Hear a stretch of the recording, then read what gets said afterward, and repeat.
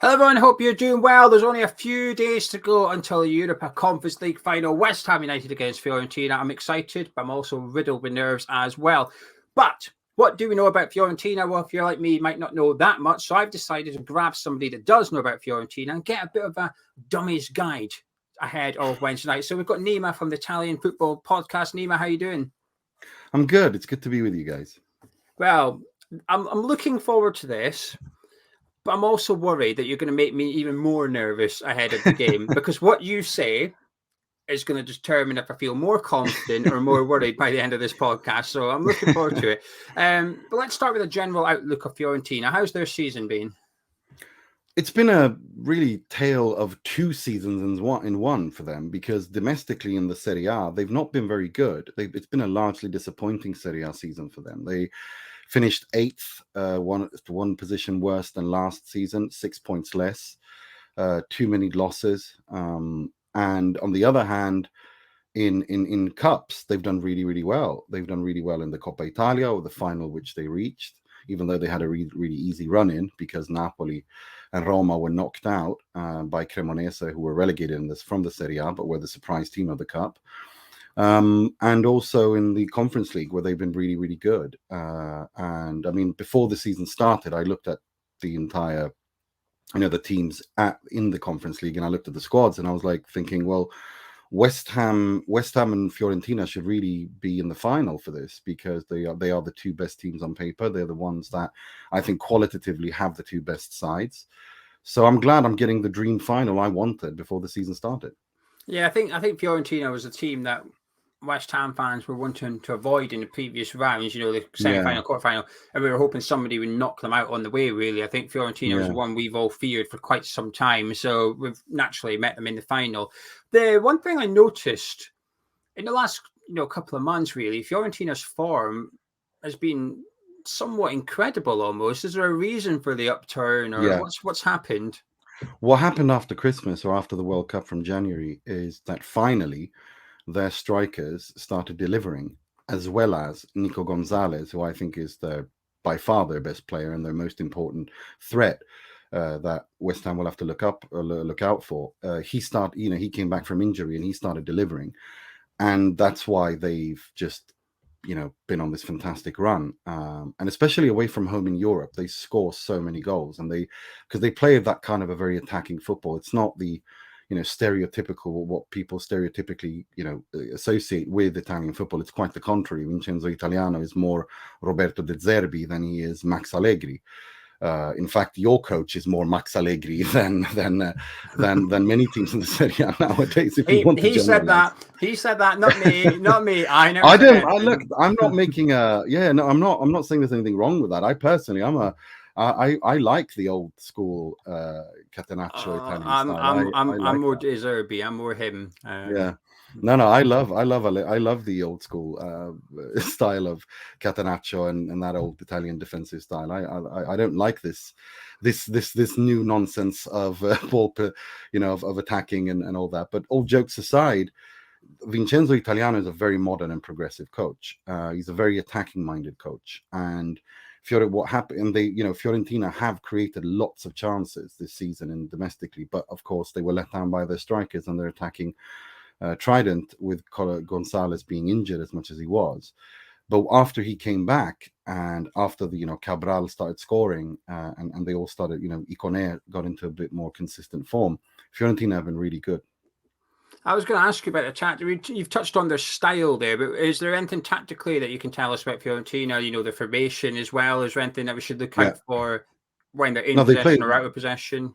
No, they play a 4-3-3 high intensity pressing game, almost naive high intensity pressing game up the pitch, where many times what has hurt them is when teams play past the first press, they're essentially left facing 2-3 defenders, which is a problem, because if you're tactically astute and if you have patience, you can really hurt Fiorentina. And I think they sometimes are defensively very naive, if I'm perfectly honest. So, so it's a 4-3-3, possession-based football, high intensity, high press, and look, they create lots of chances. They really do, but they also give away lots of chances. Well, that's somewhat slightly encouraging as well as worrying. I've seen, I don't know this, a couple of people have on our comments in previous videos have suggested that Fiorentina are really good at set pieces. Is that true, or is that a little bit of a myth? No, they are good at set pieces, and they're very well drilled just in terms of offense or in their attacking phase. They have lots of on the training ground kind of worked in set plays of movements between players interchanging, and so in all forms of the attacking phase they are a good side, and they will they hurt teams. They really do. The problem they've had is all defensive. Is that why in this competition there's obviously been a couple of unexpected defeats for Fiorentina from the neutral standpoint, where the semi-final, oh hang on a minute, then they turned it around. Is that because of their naivety and tactics? I mean, if you look at the equalizer that Barcel scored in the semi-final in the first leg, that you don't concede a goal like that in that moment in the game where you're 1-0 up. It's again this notion, Vincenzo Italiano, the coach, is too naive defensively. The man marking all over the pitch, the ridiculously high press and high line at all times is a problem, and that Fiorentina have been punished for that severely in the Serie A, because in my opinion Fiorentina should not be 8th. They should be 6th, pushing for 5th. That's the quality they have. But now they're finished outside of the European places, and their only chance to play in the Europe next year is to win the Conference League. So, which I think is a disappointment, to be honest. I think I know your answer to this, but I'm going to ask it anyway. Will they approach the game the same manner despite it being a final, or could we see a slightly more reserved Fiorentina? Well, that is the $1 million question, isn't it? Because Vincenzo Italiano, his contract expires with Fiorentina in 2024, in June 2024, and there are rumors and there is talk of him, going to a bigger club. But in order to do that, this is an audition. This final, he has to show that he has an identity, that he has a style, he has tactics, the way that he wants to play, but also that he can handle these situations. Meaning he's already lost the final because of naive defending, because of being too pushing too high up against Inter in the Coppa Italia final, a game where Fiorentina were better than Inter, but still ended up losing because of individual defensive mistakes, yes, but also because of the way they were set up. So, now he has to show that, because finals in Italy, the mentality is you don't play finals, you win them. And you have to come with a pragmatic approach to play to your advantage and to the disadvantage of the opposition. That's just the mentality. And I think that, this is a bit of a graduation day almost for him. Can he deliver in a European final? Because look, Fiorentina haven't won a European trophy since 1961 when they won the Cup Winners' Cup. They're the only team in history who have reached all 4 finals of UEFA's tournaments. The Cup Winners' Cup, the UEFA Cup as it was known, and the European Cup, which is now the Champions League. So this is the 4th UEFA tournament they've reached the final of, but they've only ever won 1. And of course they want to change that, and they need to change that because of the the project under Rocco Commisso has been quite rocky. There's been a lot of infighting with some of the fans, with the council, and people in the city and the media and all that. And I think winning a trophy would smooth everything over in a way that they all need it. The entire city needs it. So no, it's I'm really looking forward to this game. What's the reasoning for all that fighting? Is there one specific reason, or is it just football politics where fans are unhappy with the lack of progress? Or it's all of the above. I said it's also cultural issues as well. Even though Rocco Commisso was born in Italy and emigrated to the United States, Florence is a very special city. It's a very proud city. It's a city that ruled Europe because of, for centuries, because of the Medicis. They're very proud. You can't just walk into that city and say, I've got the money, I pay, I decide. That's not how Florence works. You have to be a bit more diplomatic. And the owner, Rocco Commisso, has struggled with that. Now it seems that they've kind of made their peace a little bit, and, that they're working together as opposed to against each other, which I think is the way forward. But there has been some problems. And also, when confronted with unhappiness by the fans, Joe Barone, there was a video going viral on social media where, Rocco Commisso's right-hand man, the way he handled the fan was very, very, he was very aggressive. Of course, the fan was also aggressive to him, but the way you have to, be a bit more diplomatic in those situations, especially in a city like Florence. And so there's been some problems there. And of course, losing Federico Chiesa and Dusan Vlahovic to Juventus of all teams, when Commisso literally said he was not going to let either of them go to Juve, has not gone down very well. So I think a win here would smooth over a lot of sins, would be forgotten and be considered water under the bridge with a win in Europe, because that would be, even if it's not the most important trophy in Europe, it's still a European trophy, and it's still a trophy. Again, something Fiorentina haven't been spoilt with in recent years. Well, that's a fantastic insight. Thank you. Last question specific to Fiorentina then. Players to watch. You've already mentioned a couple, but a lot of our viewers are watching this right now will know little to nothing about the Fiorentina players. We know a bit more about them than we did Alkmaar players and Ghent players, for example. They have slightly higher profiles, but give us some names to look out for and tell us a little bit about some of the players. Well, again, Nico Gonzalez is the number one threat, as I mentioned. Artur Cabral is a goal scorer. You need to watch out with him. Jonathan Ikoné has been, when he's consistent, he's a difficult player to mark on the wing, and he scores goals and he assists. The midfield is very good. I really rate their midfield. I think Giacomo Bonaventura is a fantastic player.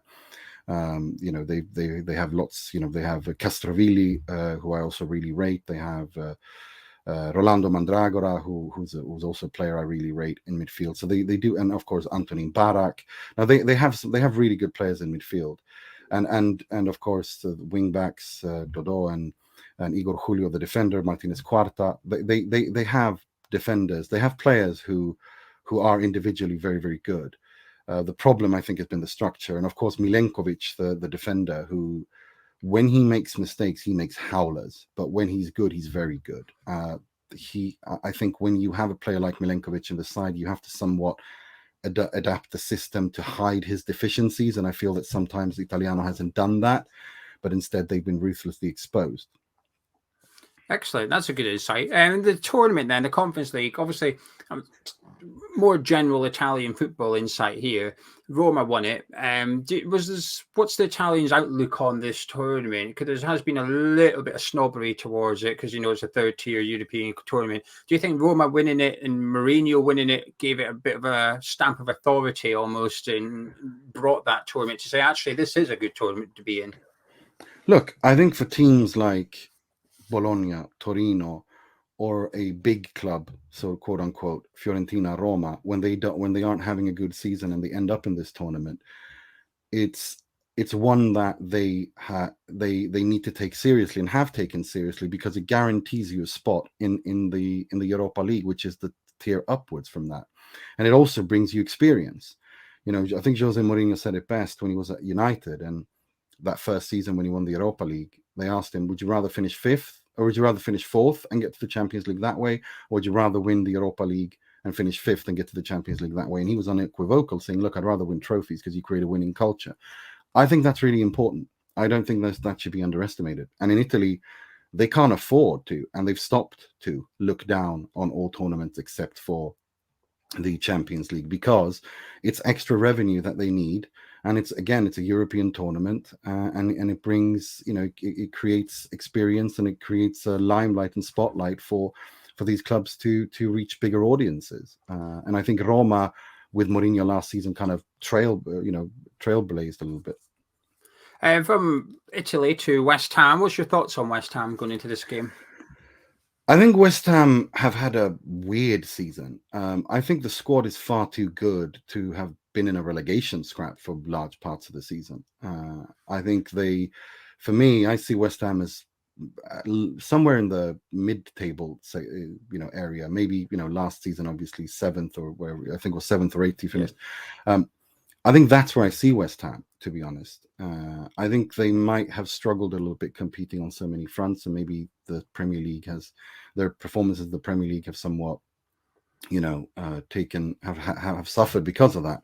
But I think I look at that team, and I look at the players you have, and I look at the experience you have, and I look at, the overall value of that squad, and I see a very good side. I think it's a side that should be in 9th, 10th, 8th, 7th, somewhere there in the Premier League.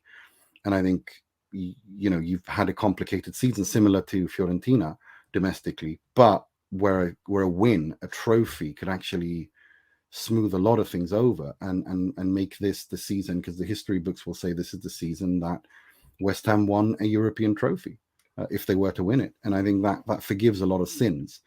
But I think overall, David Moyes, I don't know if he is the right person to be in charge of this West Ham project, to be honest. I think if West Ham want to take that next step and be a side that, competes for a European spot year in, year out, I'm not sure that, and also do well in the Premier League and deliver on all fronts, I'm not sure if David Moyes is the right man for that, to be honest. One man in particular I want to ask you about, you can probably guess where I'm going with this one already, Gianluca Scamacca. What's the thoughts on him? Because obviously we paid big money. He's left Italy. He's come to England. He perhaps hasn't done as well as what people would have hoped or expected. He's had a real injury-stricken season. He's been back in Italy doing his rehab. He's constantly linked to Italian clubs, AC Milan, Juventus. What's the thoughts on Scamacca? It's a very general question, I'm aware, but I don't really want to ask a specific question because I want to get as much information out of you as possible about Scamacca. Look, I remember when Scamacca joined West Ham last summer, I was very surprised, and I was worried. That? Okay, why were you surprised? No, I was worried. I was worried because I don't think, and I remember writing about it and tweeting about it at the time, that I don't think he suits David Moyes' football at all in any shape, size, or form. I think that he needs to be in a team that plays the ball more with the ground, where he's involved more in the link-up play. I think Michael Antonio was on a podcast recently pretty much saying the same thing, that, when you play under David Moyes as a striker, you're feeding off of scraps. That's not, that was what he said. And I agree with that 100%. And that's why last summer I was very surprised. And I've got lots of friends who support West Ham and who were asking me the same thing. And I said, look, I hope I'm wrong, but I think this is going to end badly. I think this is going to be a flop. And I think he's going to leave after just one season. And I'm sorry to say that I've been proven right, because I didn't think it was a player who was suited how David Moyes wants to play. I think it's a player who needs to be much more involved in the play with build up from midfield. Let's look at the Sassuolo he played at when he was really good, and they don't play anywhere near the kind of football that David Moyes play, or West Ham play under David Moyes. I think there is a player there. I think it was a mistake for him to leave Italy at the time he did. He was linked to PSG as well, but West Ham kind of, paid more money and wanted him more. I think the best thing for him and for West Ham is to part ways in the summer. I think try to recover some of that money, and of course the player is a young player. I mean, I'm looking at it for the Italian national team. I really believe in him. I want him to be the number 9 that leads the Italian line into the future. And in order for him to do that, he needs to play football regularly. And he needs to play in a team where he can express that his football the best. I just don't think West Ham under David Moyes is that guy. Brilliant. Thank you. Yeah, thank you very much. Expected that answer, to be fair, but it's nice to hear it from someone that isn't a West Ham fan, but also has a different perspective, which is the Italian national. Your priority is to see the Italian national team do really well. He's tipped as your number 9 kind of thing. I was just intrigued with what you thought about him at West Ham.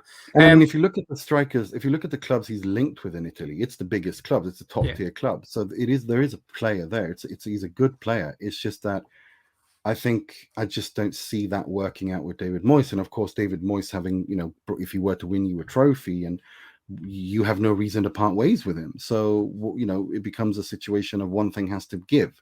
Who gives? Does the player leave? Does the manager leave? I'm not so sure that West Ham are prepared to part ways with the manager, which makes it easier to get rid of the player. It's funny how football works, isn't it? It's cheaper to get rid of the manager sometimes, but there we go. How do you see the final going then? Wednesday night, West Ham Roma. What's the outcome? What are you expecting to witness? I expect West Ham to play more like Roma, and Fiorentina to play more like Sevilla, if we're doing that comparison. But with the difference, of course, that Fiorentina press even more intensely and higher up the pitch than Sevilla do, and they are very good one-on-one, technically, individually, and I expect them to cause problems to West Ham defensively. I'd expect West Ham to try to win the ball and play that long ball up to Antonio, and then try to hurt them on the counter. Is how I expect West Ham to play, and that's exactly how you should play when you play Fiorentina, because of the way that they play. Now, maybe Vincenzo Italiano surprises all of us and turns up to this game with a much more pragmatic approach and a much more measured approach, in that he doesn't just go gung-ho like he always does, but that he knows when to, has his players knowing when to fall deep and when to push up. But I mean, if previous behavior is anything to go by, that's not going to happen. He's just going to do what he always does. But one thing that is strange, an anomaly, is that Fiorentina do really well away from home when they're not at home. When you know, in Europe especially, they've done really, really well away from home, and they create a lot of chances. You're worrying me. You're worrying me. You are. Actually, I'd rather be, to be honest, I'd rather be West Ham here than Fiorentina because of Italiano, because of how he plays. Because I think, if anything, David Moyes has proven is that he knows how to organize a defense. He knows how to keep a team organized and structured. And to play on the counter-attack is not something that's difficult for a David Moyes team. So tactically, if I'm just looking at it like that, I'd rather be West Ham. And that's why I have West Ham as favorites, slight favorites over Fiorentina. 55-45 in favor of West Ham, I'd say. Well, that was my final question. What's your... Oh, sorry. What's your score prediction? Oh, I don't do predictions. Well, give me an outcome. Will we win it in 90 minutes? Extra time? I think we're going to go to... I think this is going to be a very exciting game. I don't think it's going to be that locked. It's not going to be like Sevilla against Roma. I think this is going to be chances to be had. Question is, of course, if the strikers in both teams can take them. But I wouldn't be surprised if we ended up in a high-scoring draw and went to extra time. And then who's lifting the trophy? I'm not. I mean, obviously, I hope Fiorentina from a Serie A perspective. But I have to say, I can't shake off the feeling that I think West Ham are going to win. Well, Nima, thank you very, very much. If you guys at home have enjoyed this, please do check out the Italian Football Podcast. All the social media links are in the description, as well as the pinned comments. We couldn't make it easier. Well, actually, we will make it easier for you, because our latest YouTube video will be on your screen in about 10 seconds' time. Just click on it, head over there, and subscribe to the channel. But if you've enjoyed this video at home, please do drop a like on it by clicking thumbs up. Subscribe to Hammers Chat. Nima, thank you very much. Thoroughly enjoyed that. I know a lot more about Fiorentina. Kind of wish I didn't. Here we are. Thank you. I appreciate it. Pleasure to be with you.